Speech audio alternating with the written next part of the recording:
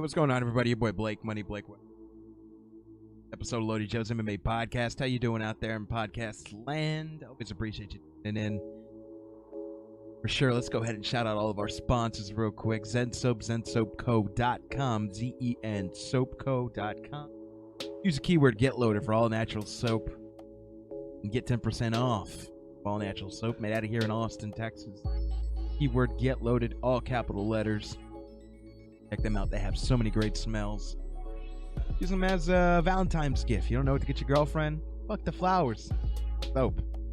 Also, go check out Gear Athletes, getgearworldwide.com. They are our sponsor. We love them. They love us. They have awesome shirts, shorts, hats, skis, rash guards, everything you need to look clean and cool in and out of the gym. Oh my goodness, that Red Bull's coming up in me. Also, go check out NOP Media. That's NOP Media. They are doing deals all throughout the month of January. You need a logo. You need a music video. You need some photography done. You need anything. They are willing to work with your budget here in the month of January. So feel free to holler at them. And you don't know how to holler at them? Feel free to get at us, and we will get you in contact with somebody from NOP Media. All right, guys.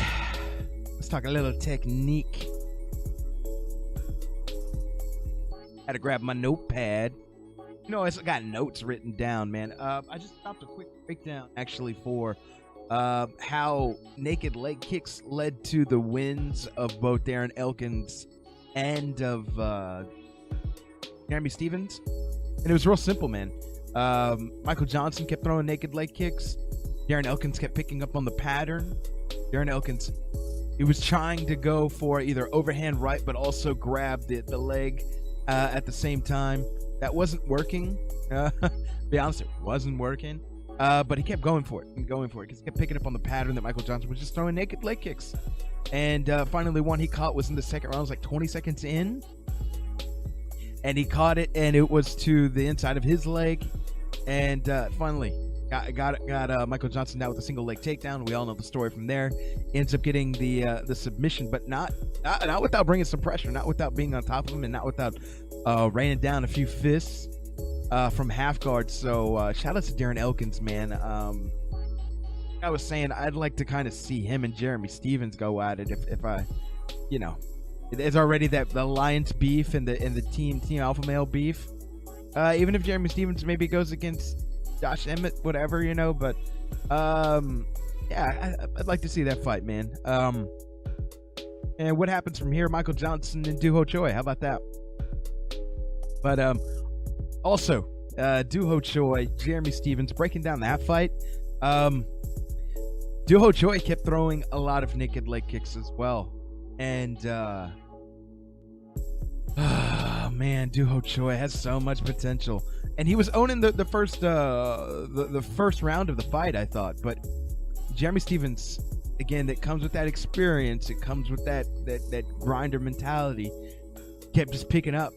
When Doo Ho Choi was throwing that right leg kick, okay, you throw that right leg kick, bam, he would start countering with the right. And there was one that really made the significance, and it was about a minute and a half into the second round. It really made the significance. It really drove Doo Ho Choi's head back to his, neck back to his neck to his back. You know what I'm saying? Like he just doing some neck yoga. You know what I'm saying? Trying to figure out, trying to look backwards while having his body go forwards. You know, the Pez dispenser. You know what I'm saying? His head went back, boy. You know what I'm saying?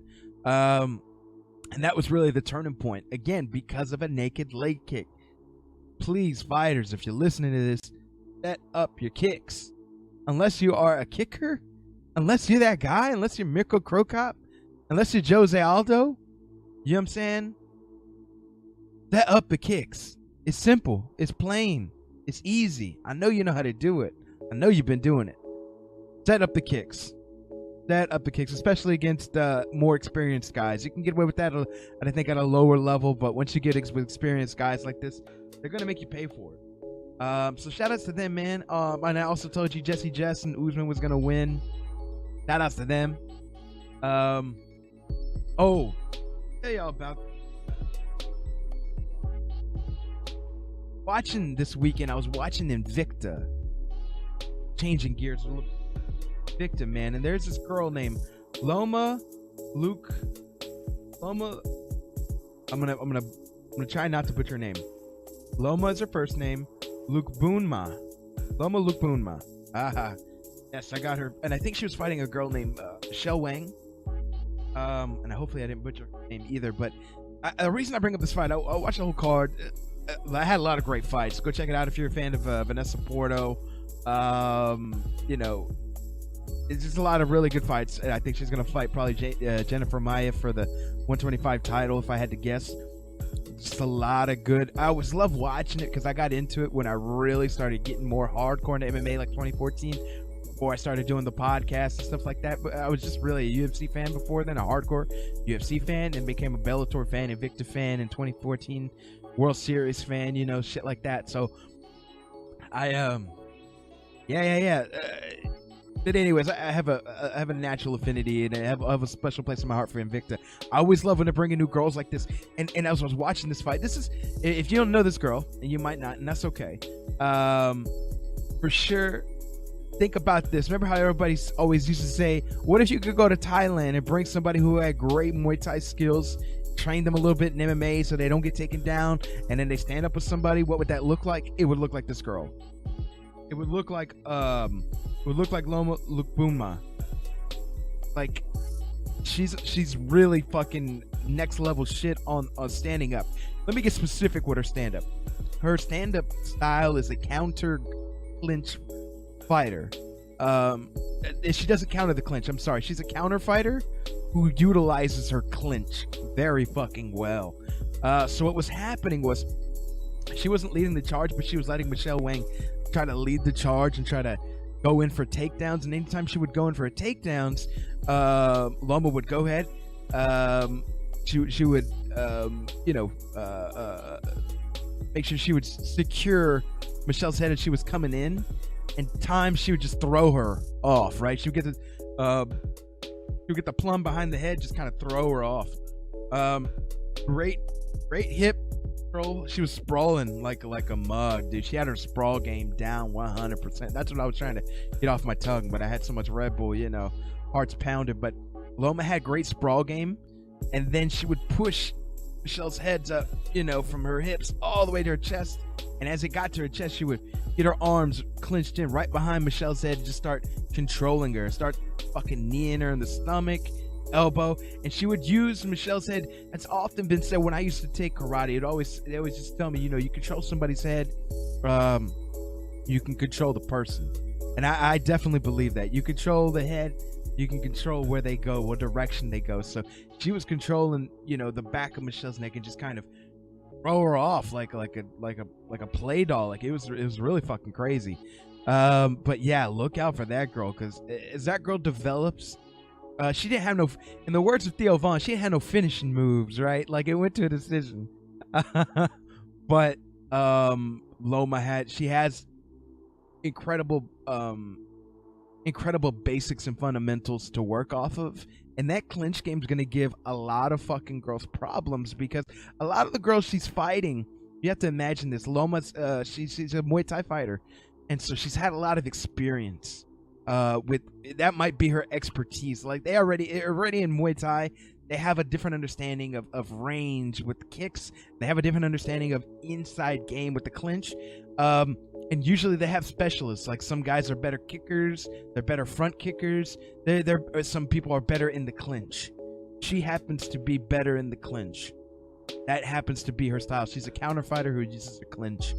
So what's gonna happen is, as she fights girls, some of these girls ain't been fighting but what, like 2-3 years, and all of a sudden they turn pro and they're, you know, 3-1 or 2-1 or 1-1 or 1-3 or whatever. You know what I'm saying? She's going to end up fighting these girls, and she's going to be, when the fight gets to that position every single time, she's going to end up having a way better advantage. She probably gets some more wins that way. Eventually going to come up with somebody that she's a little bit, that ain't going to fall for that shit. You know what I'm saying? But she's going to beat a lot of these I don't even want to say lower, but up and coming girls, girls that don't have as much experience. It's just gonna make it look really easy. So probably expect a knockout or two coming up, man. Just the way that she's fighting. I don't know if the experience level of her opponents are gonna catch up to her for the next 3 or 4 fights. And then when she gets to a point where she challenges for the title, that's gonna be interesting. Yeah, that was one thing to look out for, man. That whole card, though, this girl named Mallory Martin, if you guys get a chance to check her out, oh, man, she's vicious, dude. Like, she just vicious.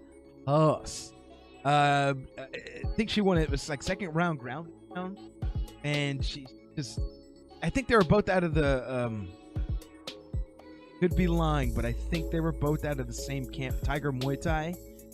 Those guys are banging out some great fighters, and these ladies ain't no joke.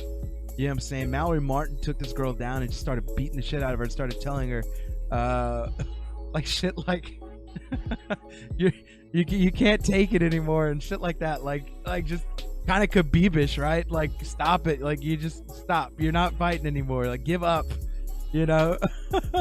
Shit was crazy, dude. Mallory Martin's a beast. And I'm telling you, please, if you haven't watched Invicta, please go watch fights, because you see some awesome. I prefer these girl fights, you know, sometimes over some of the UFC cards, you know. So yeah, run and tell that, homeboy. This weekend though, we got you know, some of the Volkan Oezdemir, DC. We got Stipe Miocic, Ngannou, Rory versus Lima. And we even got Errol Spence fighting Lamont Peterson in boxing. And I think Errol Spence is going to win that for sure. He's kind of the young up and coming guy they're trying to build up, man. The kid is he's something special, man. And I think he's out of here from Texas, if I'm not mistaken. There were, you know, we've had Curtis Colvin on the show. He's I think he was on the Olympic trials with them, or the Olympic team with them. So yeah, something like that. So representing Texas like that. So yeah, man, it's a great fighter. If you guys haven't checked out Errol Spence, and that kid is amazing. I didn't do enough research to really dig into his style or to tell you anything too specific, but he'll probably get a win. And eventually, you know, you want to see him and Terrence Crawford fight. Him and if Lomachenko wants to come up to 140, 147, come get some work. Hey, come get it. I think this is a 147 fight, if I'm not mistaken. Lamont Peterson, 147. Yeah, that should be a 147 fight. So, guys, check that out this weekend. Rory Lima. Rory is the thinking man's fighter, and sort of the consensus is he can win the fight any way he wants to and take it anywhere he wants to. Lima is super powerful though, and man, you know, if Rory can't get the pace of the fight under control, and he lets Lima sort of dictate the pace, Lima can land a bomb. Lima can get Rory in a position against the cage and land a bomb. That's kind of what Lima's been doing as of late. Like, if you remember when Lima fought, was it Koreshkov? Andrei Koreshkov? And that might not be a dude's first name. Koreshkov, though, who was a former champion when they were in, I believe the fight happened when they were in Israel. And he got him against the cage. They got into an exchange, and Lima landed and knocked him out. I think it is Andrei Koreshkov. And then a similar thing happened when Lima fought Lorenz Larkin. I know that fight went to a decision, but go back and watch the second round. There's a moment where Lorenz Larkin and Lima get into an exchange right against the cage, and Lima knocks him down. So that's definitely a danger zone for Rory. Rory can't get pushed back against the cage because Lima knows how to dictate his weapons from that range very well. I mean, I think everybody thinks Roy's going to be the next champion. And I think so too, but Lima's no pushover. But also at the same time, Rory's fought guys that have heavy hands. So we'll see what happens, man. It could be super competitive. But it's definitely one to not miss if you think that you're gonna miss it just because you think Roy's gonna win. Yeah, obviously you've never seen Douglas Lima fight, so go back and watch some of his fights. Dude's incredible. DC Volkan Oezdemir. Just gonna touch on this briefly. My heart's with Volkan. My head's saying DC, and I just thought that DC's just gonna take him down the whole time. Like, that's kind of what I think. Gonna take him down, kind of do the beatdown thing, get a submission even maybe. But here's the thing, man. The space that DC needs to operate in, which is up close to get those takedowns, the space he needs is the space where Volkan's been knocking motherfuckers out. Now, granted, they've had their heads up, and granted, DC plants his head down. However, if DC wants to close that range and start to single collar tie, it's going to be a battle for single collar ties. Him and Volkan are going to have a battle for single collar ties. And for my money, from that range, the more powerful person is Volkan, from what we've seen. Volkan doesn't need space to create large quantities of power. From that space, DC can hit you, and it can hurt, but it's not lights out power like we've seen from Volkan from that short range. Because we've seen DC, he gets in that single collar tie and he'll uppercut a motherfucker or two, you know what I'm saying? But it's not the same as I think Volkan can do, you know what I'm saying? But, I think overall, like, that's something to keep in mind. Like, that would be crazy sick if, like, DC closes the range, Brooke comes in 1-2 punches, closes the range, gets into a single collar tie, or gets head to head trying to fight for head control, chest to chest type position when they're in a clinch or even against the cage, and Volkan just and you're like, what the fuck? What just happened? DC is out? Why? How? Why? Volkan, unlike some of his Black Zillion brothers and sisters, and I'll go 2 examples, Michael Johnson and Anthony Johnson. I don't think this guy has that much quit in. Like, I'm not saying those guys are horrible fighters or anything like that, but I think sometimes when the going gets tough, they get into their head a little bit. I don't think Volkan is that way. So this is more interesting than I thought. The more and more I kept thinking and seeing breakdowns and seeing things I hadn't thought about. Oh shit, it's a little bit more interesting. But I do think DC walks away with man, and I hate saying that too, right? Because Volkan is a 2-time Loaded Joe's alum. We had him on before all the big outlets had him on, and I still keep in contact with the guy. So again, my heart is with Volkan in this one. My head's with DC. Now to one that I thought I had my mind made up one point in time, and I've kind of talked myself out of it.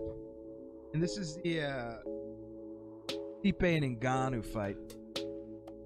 Now, I did take a few freeze frames. I did watch Francis Ngannou versus Luis Enrique and also Curtis Blades. Things I noticed, like in the Luis Enrique fight, Luis Enrique took him down. Francis Ngannou threw a kick. Luis Enrique took him down, and he was on top of him for like a round and a half. Well, not a round and a half, but like a minute and a half, almost 2 minutes. Granted, Ngannou did get up, but you can see how he does from the ground. Like, he can be held down. And that's interesting. That is interesting. Because if I think Luis Enrique's, I think they actually got stood up. No. Yeah, they got stood up. Luis Enrique got to half guard and they got stood up. But Francis Ngannou didn't get up. Francis Ngannou didn't. This is 2 years ago, right? But like, Francis Ngannou didn't get up. Didn't have much. He was trying to have underhooks. He was trying to have overhooks at certain times. He was trying to hold Luis Enrique down so that way they could get stood up. Trying to stifle action more than go for stuff or scramble up. And you could see that at certain times Ngannou would try to balance on his right hand, try and maybe push up, and then Luis Enrique would take away take that balance away, take those pivot points away, and keep him back on the ground. And that was just from full guard. So Stipe has a nasty top guard if you let him get in full guard. Just ask, Mark Hunt. Just go ahead and ask Alistair Overeem. How about that? That pains me. But yeah, And there was also moments where Luis Enrique actually was pinning Ngannou against the cage and had better position against him, just kind of stifling him there, but having his weight on him, and Ngannou didn't really have an answer for it. Eventually, there were some pictures that I'm going to add in here that what Ngannou was doing. He was trying to fight for. He eventually realized he needed to fight for head control. He starts drilling his chin into the face of Luis Enrique by the second round, like drilling his chin into like right in the orbital and right along the fucking like sideburns and all over. He's just drilling his chin. Super like, it's not like in the rule books that you can't do it, right? But like, it's like some wrestler shit, right? Little things like that I think Ngannou has learned and picked up, which is a little scary, right? This is the whole point of Ngannou. It's a little scary. There's also some things I noticed in the Curtis Blaydes fight. Curtis Blaydes was able to take him down too, but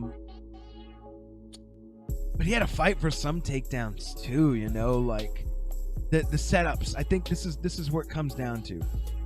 The setups for the takedowns, the takedowns need to be set up for you to get a takedown on Ngannou. You can't just go in like some guys' takedown defense is so shitty. You can go in at any point in time and you can take the motherfucker. Not the way that Francis Ngannou works. Francis Ngannou, the takedown has to be set up, or you know, I think even Curtis Blaydes got a trip with his left leg. You know, as he was falling down, gets the trip, takes him down. But Francis Ngannou kept getting up. He kept scrambling. His scramble game is strong, right? So if you're going to go in for the takedown, take the motherfucker down and strip him of all of his points, all of his points of contact on the mat. Strip him of the elbow, strip him of the knees, strip him of the hips. Don't. If the points of contact are happening, the only thing that should be there is his back. Right? Don't let him have any of those points of contact that he can use to try and bounce back up. But anyways, Curtis Blaydes was having some success, but he was getting hit. But here's the thing with this. There's one thing I want to point out. Curtis Blaydes was getting hit. Some of these punches, though, they didn't have as much oomph on them. And I was wondering, so here's what I'm saying. Why did Curtis Blaydes, why was he able to make it to the second round? Why was he able to take so much abuse from Francis Ngannou? I'll tell you why. Francis Ngannou started to become worried after the first takedown, after the first attempt, after the second attempt. Started to become worried about the takedown. So when he would throw, it wouldn't be with all of his force. So when he would land on Curtis Blaydes, it wasn't enough to knock him down or knock him out. It's enough to keep him back though and let him know, hey, I still got power. But there's the thing when you're fighting, you don't want to throw with all of your force. If you know that you could get taken down, like you'll know that that's the opening for you to be taken down. Like shit, I could be taken down. I don't want to throw with all my, just in case I have to stop a takedown. You know what I'm saying? Just in case I had to stop a takedown, I don't want to give you all my juice. You know what I'm saying? So it's almost like Ngannou was holding back a little bit. That might be the key for Stipe Miocic in this fight. Nobody's talking about this shit. That might be the key. Of course, everybody's talking about threat the takedown, do the takedown, make him think about it. But when that happens, a psychological thing happens to the opposite person. A psychological thing happens in their mind that lets them know, I cannot throw with the same power and tenacity that I threw with before, because if I do that, I overexert myself, I'm for sure going down. I have to save a little bit of the percentage. I can't fully commit to my punches, because if I do, I will get taken down. That might be the key for Stipe Miocic in this fight. That might be the key for him. So there's a little things that I'm noticing about Francis Ngannou, because I think I'm going for Stipe in this fight. I was going for Francis right after he knocked that over him, but I had to back off of that train a little bit, man. I don't want to get myself, like, here's the thing, I don't want to get myself too hyped up sometimes for these prodigy fighters they trying to bring up, you know, with us, because, like, I've been hurt to me, my heart's been hurt to me times, you know what I'm saying?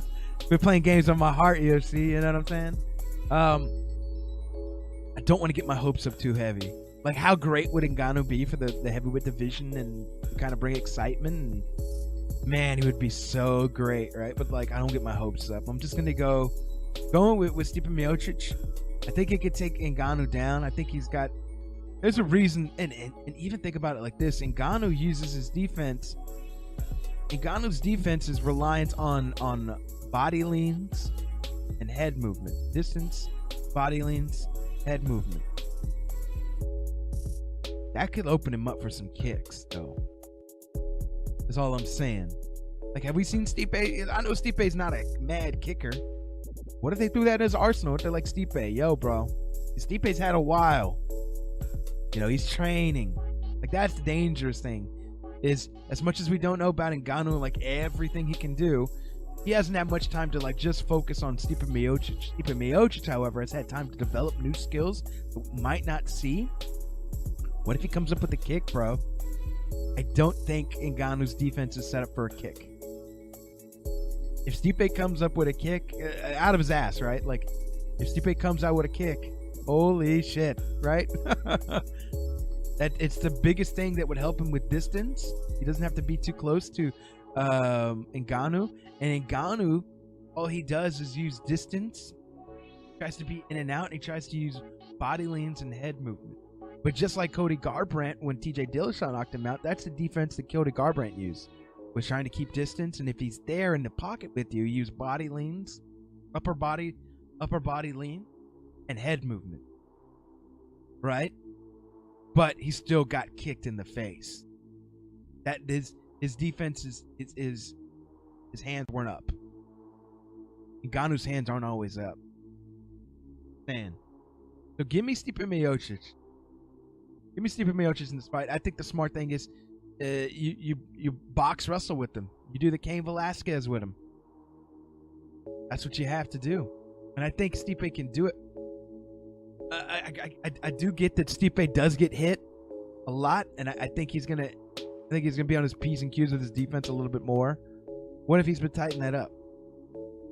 And the only thing really that Ngannou he's good at it is hooks and uppercuts. And I think Stipe has enough boxing practice to get out of the way of some hooks and some uppercuts and not be in the exchanges. Like, so I was saying, you know, in the Alistair Overeem fight with Ngannou, people get caught in the exchanges when they stand there and trade with them. But what doesn't happen is if you're there, you do the flying V position like I was talking to you about, very karate movement, where you're in at one angle and you're out at a separate angle, you don't get hit. You won't get hit, especially if you lead with the jab. Stipe Miocic has a hell of a jab. You lead with the jab, control the volume. You're first to be offensive, but not too overeager. And if he backs Ngannou up to that cage, that's where Stipe has a lot of success, man. Where'd he get that knockout of Verdum against the cage? Where'd he get that knockout of Dos Santos this last time against the cage? Where was he chasing when Alistair was in the most amount of panic? Where was he at against the cage? He realized, oh shit, I'm against the cage. Stipe has this innate ability to get you against the cage. Where did Dos Santos and Stipe Miocic, the first fight, happen a lot at? For people that want to stand with Stipe Miocic, it happens against the cage. He kind of pressures you there, so that way you don't have nowhere to go. I seriously think Stipe Miocic can get this done. Jab, takedowns, jab. And the takedowns, Francis Ngannou seems to be able to have underhooks and be able to pick you up like a crane. More or less, he's seen the takedown happen more to his lead leg. Stipe, however, he can do lead leg takedown, or he can do your rear leg takedown. So he can put the head to the left or to the right of your hip. That could be dangerous, especially now if he gets you against the cage. If you're ready for one way. I know defense is very similar on the takedowns. You just want to make sure you get the underhooks. Just saying, the setups have to be right. If Stipe, if anybody can do it, Stipe can do it. Stipe can do the setups for the takedowns, and he can aim for both hips. They have to know this. Got a hell of a jab, and he can back you up. You don't want to be out in open range, open waters with Ngannou, because that's where Ngannou will be getting his wins. He'd be getting his wins when you're in open waters with a shark. You get bit, baby. You get bit, baby. That's where he gets all of his wins. It's usually when somebody is trying to like exit in a straight line, or when they're too close to the, like when they're mid-range and they're standing there to try and exchange with them. That's when he knocks you the fuck out. Like the last two knockouts with Arlovsky and Overeem, they're standing there to try and exchange with them. They're not using footwork to get out. They're using simply body leans and head movement. And Ngannou's already got you with that because he's got a longer reach than you. He sort of turns his arms in, try and maximize hooks and uppercuts, try and take you out. So yeah, there's a whole bunch of danger, but man, I seriously think Stipe is a champion for a reason. I think give me Stipe. Smart pressure, smart fight. He might get hurt. He might take one. Oh shit! Might take a left. That tends to be what he gets hit with, but I don't know. I haven't seen a jab from Ngannou. It's really just he waits for you to counter and throws a hook and an uppercut. Man, I think he gets figured out in this one. My pick is going to be Stipe Miocic in the first 2 rounds by TKO, and I wouldn't be surprised if he takes him down and gets it done. Maybe even has a hurt face from it because he ate a punch on the way down. But yeah, give me Stipe Miocic. It's gonna be it'd be so awesome though if Ngannou won though. But yeah, give me Stipe Miocic. Those are my picks over the weekend. That's my kind of breakdown, if you will. And for sure, go check out the micro breakdown I did showing the how the naked leg kicks led to Elkin's win and to Jeremy Stevens. Shout outs to them, man. Again, feel free to follow us on your favorite podcast app, Twitter, Instagram, Facebook, and for sure feel free to show some love to patreon.com/LoadedJoesMMA. It's your boy Money Blakeweather. Hope you enjoyed this little breakdown talk that we have once a week. And I'll be around and hopefully dropping some more episodes for you, some more interviews, and any feedback you guys have, feel free to reach out. But right now, it's late where I'm at, so I'm out. Y'all stay loaded, stay lovely, and I'll see y'all next time. Peace.